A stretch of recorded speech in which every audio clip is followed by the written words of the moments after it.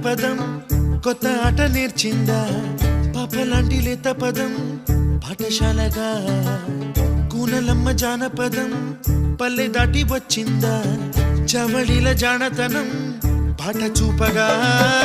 కుంచెలో దాగే చిత్రాలు ఎదురొచ్చేలా